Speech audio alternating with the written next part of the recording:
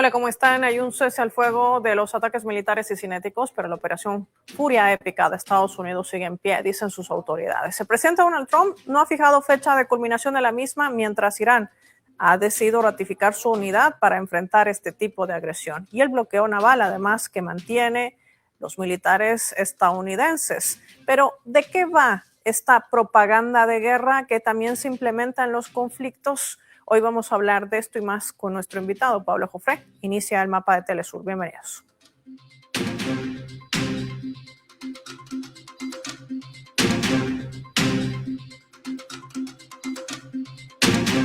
Por esta razón vamos a desplegar nuestro mapa y revisar algunos datos claves para entender qué está sucediendo o qué ha pasado por lo menos en estos más de 40 días de una guerra iniciada por Estados Unidos e Israel contra Irán. Vamos a desplegar nuestro mapa mundi. Vamos a identificar de color rojo a Estados Unidos y de color amarillo a la República Islámica de Irán. 54 días desde que Estados Unidos e Israel iniciasen ataques indiscriminados contra el país persa. Según el rastreador de costos de la guerra, el gasto de Estados Unidos ya supera 59,000 millones de dólares, un promedio de más de 1,000 millones de dólares diarios. Este masivo desembolso financiero se registra en paralelo a un creciente costo humano.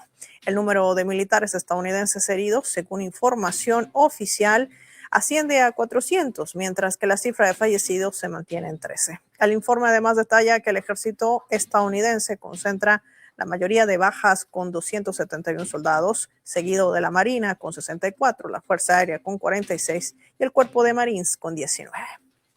Y el costo humano iraní es alarmante. Más de 3,480 ciudadanos iraníes han sido asesinados. Las víctimas abarcan un rango de edad desde los 8 meses hasta los 88 años, evidenciando el carácter indiscriminado de los ataques de Estados Unidos e Israel contra el pueblo iraní. A esta cifra también se suma a esta cifra al menos 26,500 personas heridas, entre las que se cuentan como mínimo 4,000 mujeres y más de 1,600 niños. La ofensiva militar atenta contra la memoria histórica de la nación. Se reporta la destrucción de al menos 131 monumentos históricos y 64 instalaciones turísticas, afectando incluso sitios declarados Patrimonio de la Humanidad por la UNESCO. La vida cotidiana también se ve desmantelada. Más de 81,000 edificios civiles han sido alcanzados. Hay también afectaciones sobre todo a centros hospitalarios, unidades educativas desde el primer día del ataque, como las niñas de Minaf en la ciudad al sur de Irán. ¿Qué representa todo esto? ¿En qué punto de este conflicto está el mundo? Vamos a hablar también de todo ello con nuestro invitado.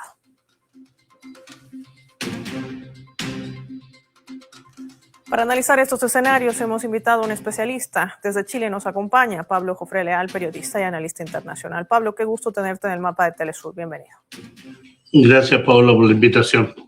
Quisimos desplegar nuestro mapa para hablar de las afectaciones, porque mucho se habla de cifras de gasto militar, pero poco del impacto de las vidas humanas. Y en medio de todo esto vienen las grandes narrativas, por un lado y por el otro. Nadie quiere perder, todos quieren ser ganadores. Pero, ¿qué es realmente una propaganda de guerra? ¿Cómo funciona? Bueno, en general se suele definir a la propaganda de guerra como entrega de información, pero no información desordenada, sin una estrategia. Es el uso planificado de la información.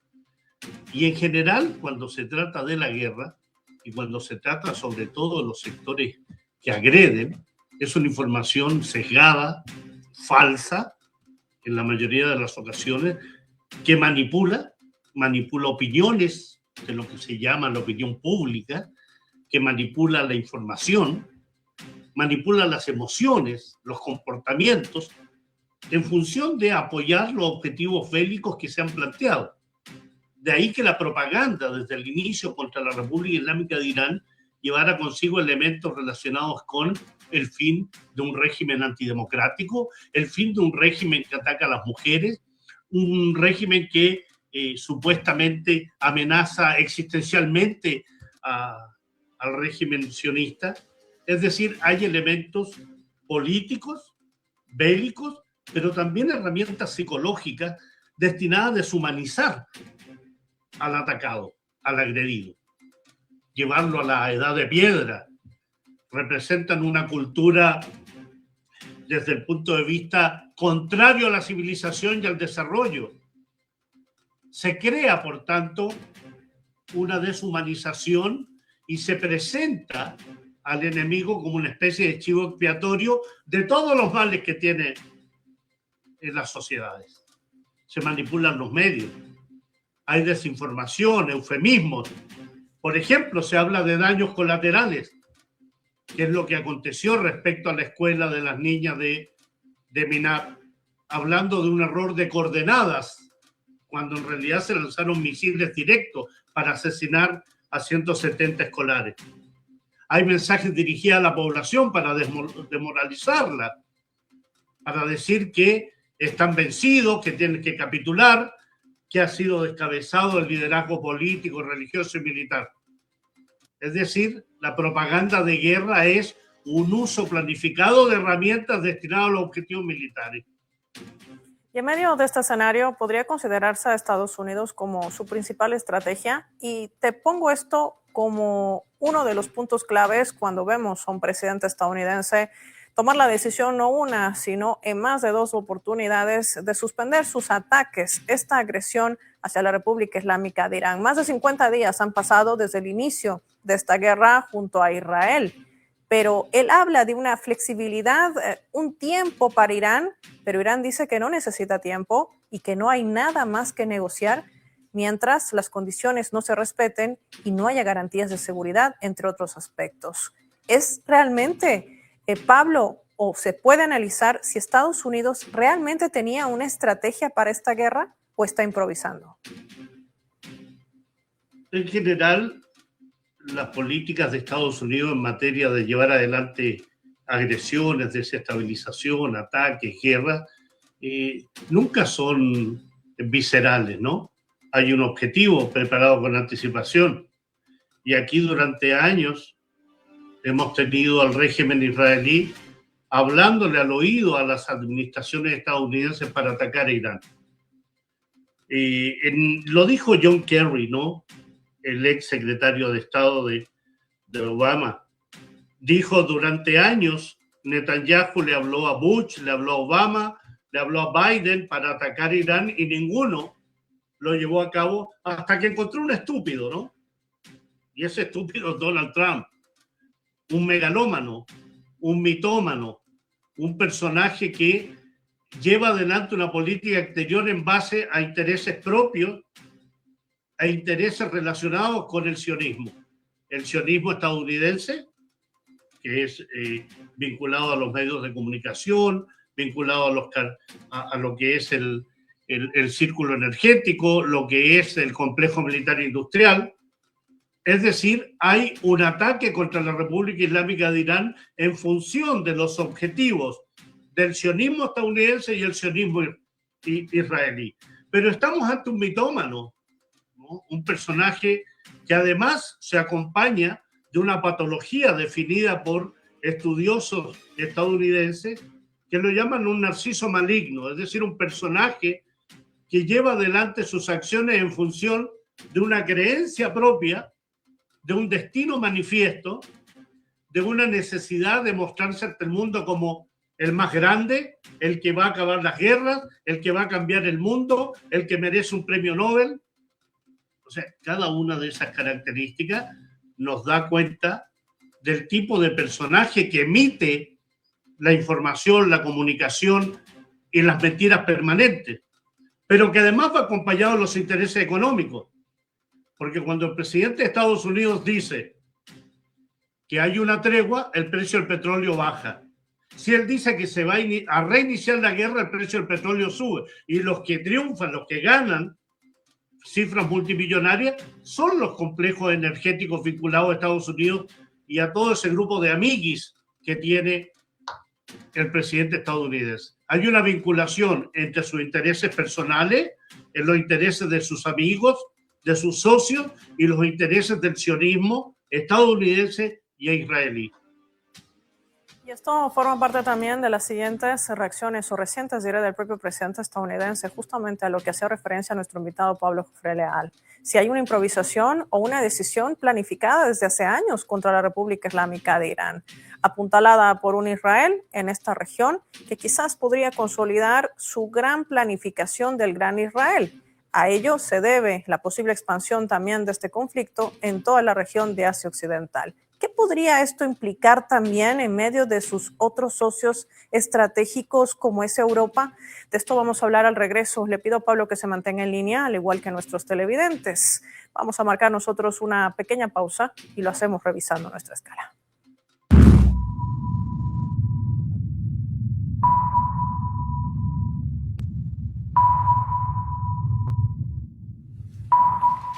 En la escala del mapa de Telesur vamos a compartir este vídeo que circula en plataformas digitales. Es el ministro de Asuntos de Relaciones Exteriores iraní Abbas Araghchi en una declaración en la que señala que el estrecho de Hormuz permanecerá cerrado hasta que se liberen 11 billones de dólares en activos iraníes congelados.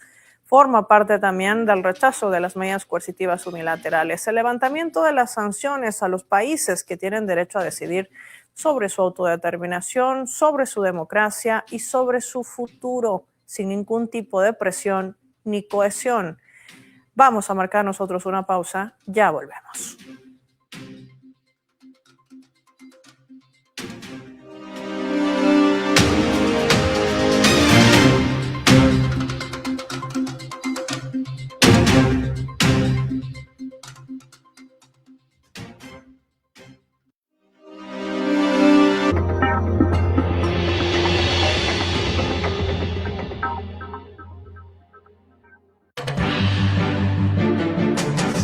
¿Qué tal? Les habla Jorge Gestoso. Te invito a que me acompañes en un nuevo programa en donde estaremos hablando sobre la controversia en torno a la existencia de un Estado profundo en Estados Unidos con otra notable invitada, Adrienne Pine, antropóloga desde Washington, solo por Telesur. Notables con Jorge Gestoso. Hoy, solo por Telesur.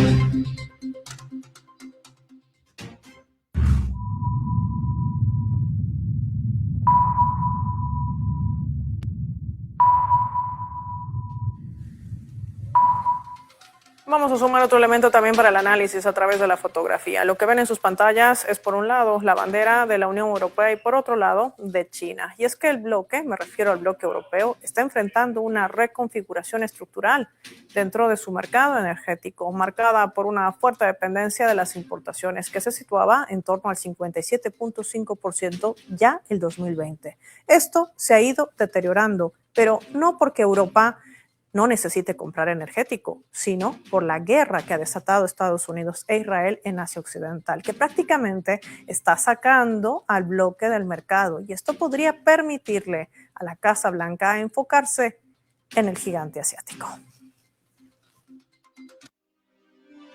Pablo, este es un escenario que quizás muchos dejan de lado. Europa depende de fertilizantes. Ya prácticamente la ha sacado de la ruta Estados Unidos con el conflicto al este de Europa, Rusia, Ucrania, pero esta vez también se ve afectada por el conflicto desatado en Asia Occidental. Hay gente que en ese continente tiene que ir a trabajar vía teletrabajo porque están impactando en los costos. Sacar del juego a un continente europeo podría agilizar quizás el próximo objetivo para Estados Unidos, que sería China.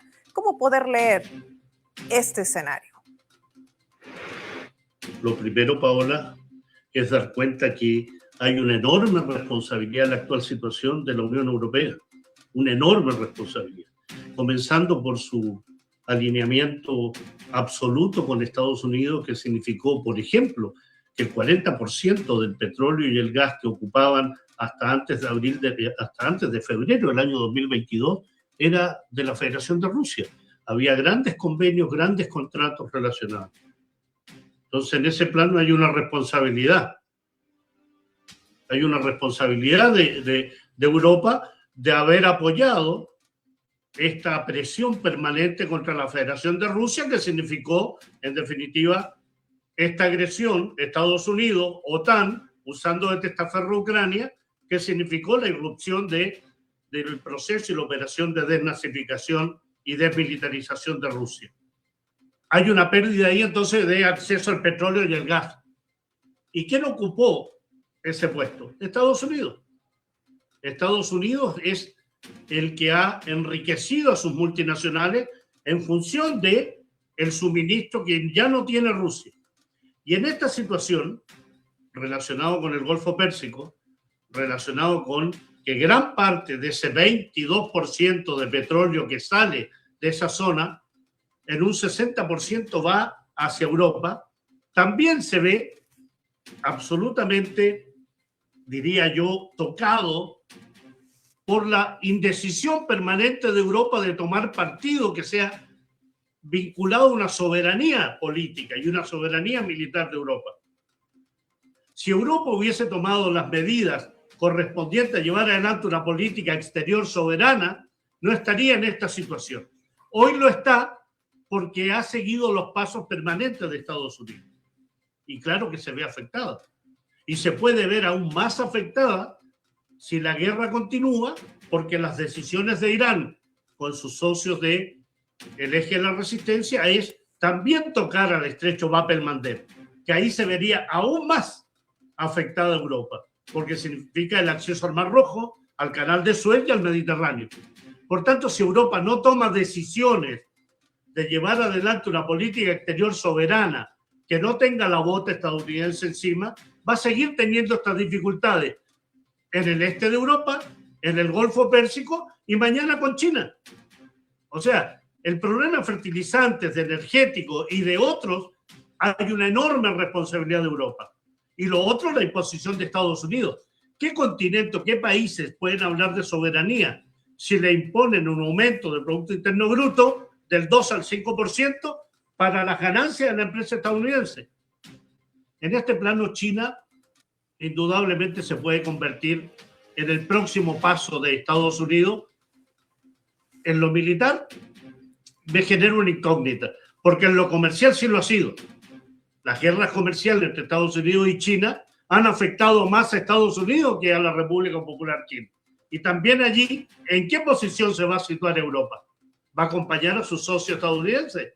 ¿O va a generar una política que le signifique generar acuerdos, cooperación estratégica vinculada a petróleo, a gas, elementos tecnológicos, tierras raras, con Rusia, con China, con Irán, con países del Asia Central? Depende de los europeos. Y esto además tiene que ver con lo que acabas de mencionar. ¿Qué realmente pasa militarmente hablando dentro de la estructura de los altos rangos en Estados Unidos? Me gustaría por esto también analizar este escenario a través de nuestra leyenda.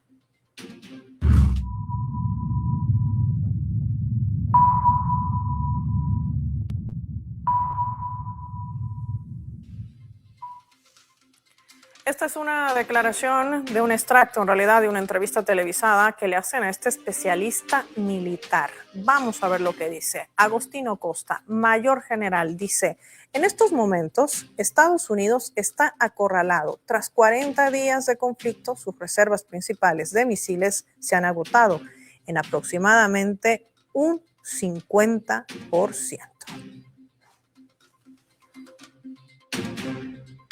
Pablo, las reservas militares de Estados Unidos no son infinitas. Un 50% habría estado ya en medio de todo este conflicto. ¿Son tan fáciles de sustituir? La primera pregunta. Y esto además en medio de los escándalos de destituciones de altos rangos militares. El más reciente, el secretario de la Marina. ¿Qué está pasando? Cuando tú tienes dificultades al interior de un régimen como es el estadounidense, en materias de que la política exterior, los objetivos, las estrategias militares a llevar a cabo son diseñadas por aquellos que no saben, aquellos que no son del mundo militar, porque Donald Trump no es del mundo militar, Pete Hegseth es un personaje que ha recibido innumerables críticas respecto a ser secretario de guerra de Estados Unidos. Marco Rubio, como secretario de Estado, no es un personaje vinculado al mundo militar.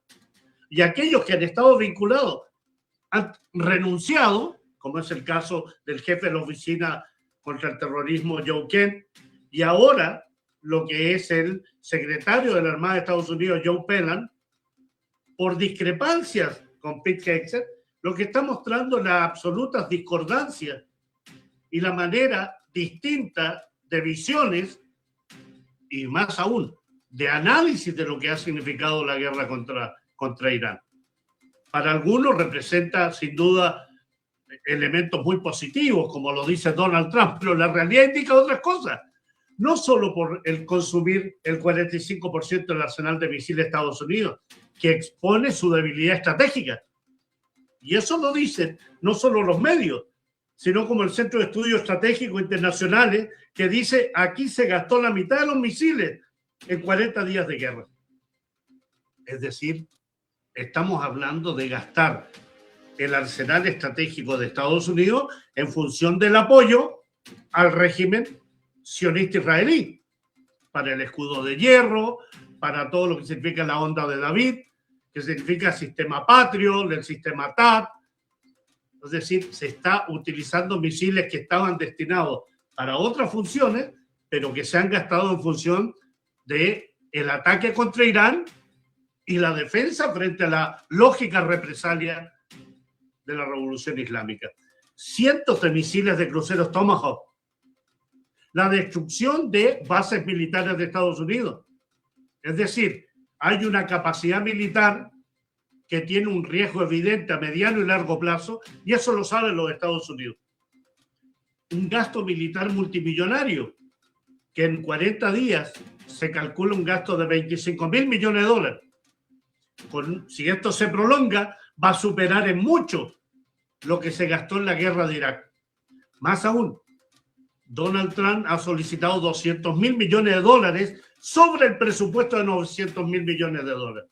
Es una muestra evidente de discordancia estratégica, de discordancia de objetivos militares y al mismo tiempo de una guerra que se está perdiendo, aunque no lo quiera reconocer, porque en definitiva un país que basa su sistema defensivo en misiles, aviones no tripulados, en sistemas de lanchas rápidas y objetivos estratégicos vinculados a la defensa territorial, se enfrenta a la mayor potencia militar del mundo y la tiene, como solemos decir en América Latina, pidiendo agua, mediaciones y tratando de mentir en función de decir que Irán no quiere negociar, que Irán lo vamos a llevar a la edad de piedra. Es decir, vinculado a tu primera pregunta, ¿no? Vinculado a la estrategia desinformativa, a la estrategia de propaganda, no a la realidad.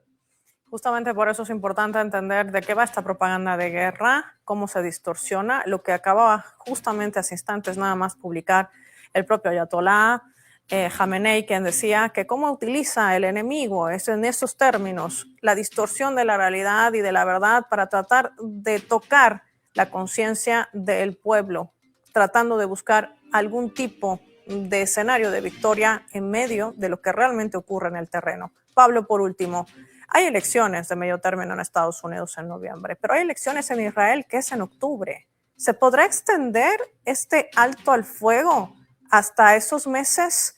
¿O qué es lo que va a acontecer para que realmente esta guerra se detenga? Mi perspectiva es que hay más posibilidades de una intensificación de la guerra que una detención. Primero porque los sectores más belicistas de ambos regímenes, el israelí y el estadounidense, están decididos a seguir en la guerra, destruir a Irán, quitarle, sacarle, robarle, usurparle el uranio enriquecido, destruirlo, ¿no? Insisto en el término, llevarlo a la edad de piedra, que lo repitió Netanyahu hoy día. Hay objetivos y perspectivas vinculadas que están destinadas a seguir con la guerra, porque la guerra permite que al mismo tiempo se incremente el gasto militar, pero también significa dinamizar la economía estadounidense en función de las ventas de armas, porque aquí se vinculan otros países. Es decir, se genera una demonización de Irán, se amenaza al resto de los países que pueden sufrir un ataque de Irán y por tanto vamos comprando armas, vamos comprando misiles, barcos, aviones y se genera entonces una catalización de la economía estadounidense a partir de la guerra. Los sectores belicistas en Estados Unidos, en todas las administraciones, han vivido de la guerra, de la desestabilización.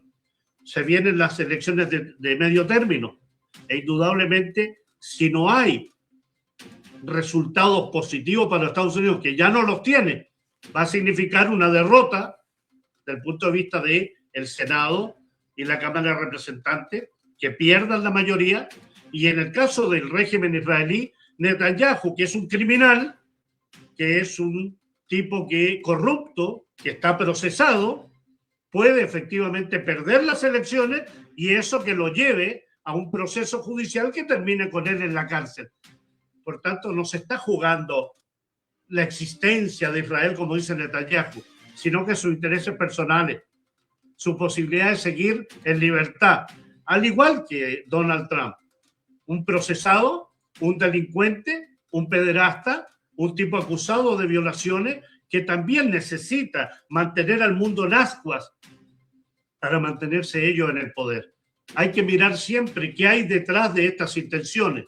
Y ahí tenemos amigos cercanos, vinculados por delitos, vinculados por una vida oscura, por una vida ligada a corrupción, que necesitan mantenerse en el poder para seguir manteniéndose libres y al mismo tiempo seguir con sus negocios vinculados a los complejos energéticos, a los complejos militares. La guerra la veo difícil que termine si acaso no hay un cambio estructural del régimen israelí y del régimen estadounidense. Queremos agradecer a Pablo Jofré Leal por compartir su visión, su análisis con nuestros televidentes del Mapa. Gracias, Pablo, por tu tiempo para el Mapa de Telesur. Vamos a finalizar el programa y lo hacemos revisando nuestros vectores.